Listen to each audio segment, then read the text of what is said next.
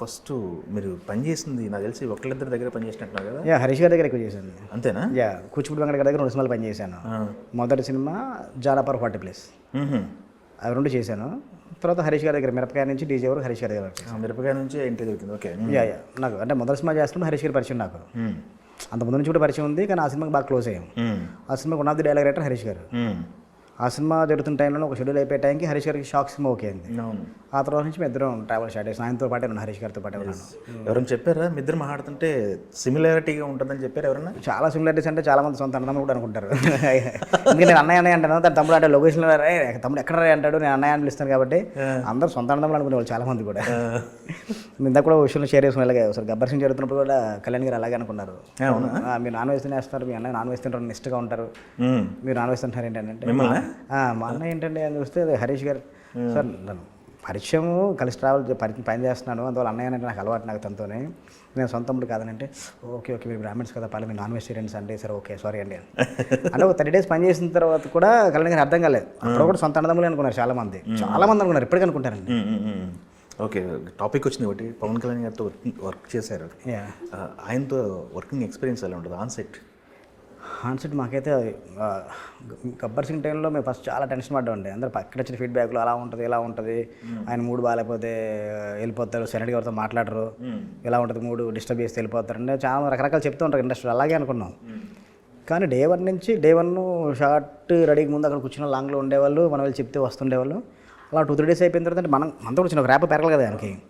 ఒక 3-4 days అయిపోయిన తర్వాత షార్ట్ రెడీ చెప్పడం కోసం వెళ్తుంటే అక్కడి నుంచి చూసి రెడీ అనేవాళ్ళు, రెడీ అంటే ఆయన వచ్చేవాళ్ళు. ఇక్కడ రావటం ఎందుకు, నా అక్కడి నుంచి చెయ్యి పని చాలా వచ్చేస్తాను, లేదా వాకిలి చెప్పండి వచ్చేస్తాను. మేము అవుట్డోర్లో షూట్ చేసినప్పుడు క్యారవాన్కి వెళ్ళేవాళ్ళు, హ్యాపీ బయట ప్రశాంతంగా కూర్చునేవాళ్ళు. ఓకే, ఎందుకంటే అప్పుడు ఆ టైంకి ఎక్కువ క్యారవాన్ సెటప్స్ అన్ని అప్పుడప్పుడే కదా స్టార్ట్ గబ్బర్ సింగ్ టైంకి. ఇప్పుడంటే మోస్ట్ ప్రాబ్లీ క్యారవాన్ నుంచి ఇంకా చిన్న యాక్టర్ కూడా బయటకు వచ్చేది లేదు. కానీ అప్పుడు ఏంటంటే గబ్బర్ సింగ్ టైం అందరూ హ్యాపీ బయటకు వచ్చి లంచ్ చేయడం అంతా బాగుండదు అనమాట. అంత అసలు ఏ రోజు కూడా అండి ఆయనతో వర్క్ చేస్తున్న ప్రతిరోజు అసలు గబ్బర్ సింగ్లో అంతాక్షరి ఎపిసోడ్ షూట్ చేసినప్పుడు అయితే కనుక 2 days అసలు నవ్వులే నవ్వులు మొత్తం అందరూ కళ్యాణ్ గారి ఫ్యాన్స్ ఆల్మోస్ట్ లొకేషన్ వాళ్ళు అందరూ కూడా అసలుకి గూంగ్స్ అందరూ కూడా అసలుకి ఫుల్ ఎలా ఉందంటే మనం ఒక 10th class ఏజ్ గ్రూప్లో ఒక ఇంటర్ ఏజ్ గ్రూప్లో మనం ఎక్స్కర్షన్ కాడికి వెళ్తే ఎలా ఉంటుంది అలా ఎంజాయ్ చేసాం మొత్తం మేము ఫాలో చేసే షెడ్యూల్ అంతా. 2 days అయిపోయింది అది అంతాక్షరి 2.5 days పెట్టిందండి. Okay, 10 minutes episode. అవును, పెద్ద ఎపిసోడ్ కదా, అంటే ఒకటే ప్లేస్మెంట్ కదా మొత్తం. సూపర్. అయితే చెప్పారా కళ్యాణ్ గారికి ఏమైనా స్టోరీలు చెప్పారా? లేదండి, ఇంకా ప్రజెంట్ ఆయన పాలిటిక్స్లోకి వెళ్ళిపోయారు. ఇంకా లేదు. నేను అనేది ఆ టైంలో అడుగుతారు కదా. ఆ టైంలో లేదండి, ఆ టైంలో నేను సాయిధరం తేజ్ గారికి కథ చెప్దామని ఆయన అడిగాను. అవునా? గబ్బర్ సింగ్ ఇంటర్వల్ జరుగుతున్నప్పుడు రికమెండ్ చేయమని. గబ్బర్ సింగ్ ఇంటర్వల్ ఎపిసోడ్ జరుగుతున్నప్పుడు డైరెక్ట్గా ఆయన అడిగేశాను. సరే ఎలాగంటే అవునా తీసుకొచ్చి తేజ్ గారిని పరిచయం చేశారు నాకు. ఒక 2 stories అనుకున్నా కానీ ఇప్పుడు వర్కౌట్ అవ్వలేదు. ఓకే, సూపర్ అండి. అయితే దాని తర్వాత నాంది హిట్ కొట్టిన తర్వాత, ఫస్ట్ సినిమాకి హిట్ కొట్టిన తర్వాత అప్పటి వరకు ఉన్న భ్రమలన్నీ వెళ్ళిపోతాయి, అప్పటి వరకు ఉన్న స్ట్రగుల్ అన్నీ పోతాయి.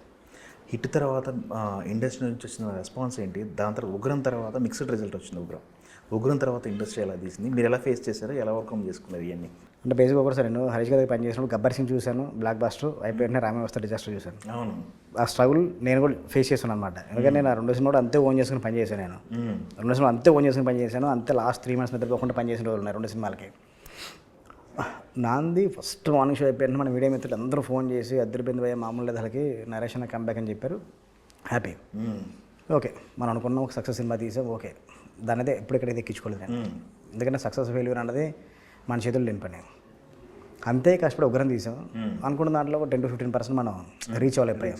ఓకే, అందులోంచి మనం లెసన్స్లోంచి అందులో మనం ఎక్కడ తప్పు చేస్తామని చూసుకొని కరెక్ట్ చేసుకొని ముందుకు వెళ్తాను. నాంది తీసేప్పుడు అలాగే ఉన్నాను, ఉగ్రం కూడా అలాగే ఉన్నాను. అందులో పెద్దగా అయితే నేను కానీ నా బాడీ లాంగ్వేజ్లో కానీ నా ఫ్రెండ్స్తో కానీ ఎక్కడైతే చేంజ్ అయితే లేదు. ఓకే, నాంది తీసినప్పుడు ఎలాంటి అప్లోడ్ వచ్చిందో, ఎంతమంది హీరోలు ఫోన్ చేశారో కలుద్దాం ఉన్న తర్వాత ఉగ్రం తర్వాత కూడా అంతకన్నా ఎక్కువ మంది ఫోన్ చేశారు. ఎందుకంటే ఉగ్రం చాలా కమర్షియల్గా ఉంటుంది కదా, మన హీరో కమర్షియల్ మెటర్ కాబట్టి చాలా మంది ఫోన్ చేశారు.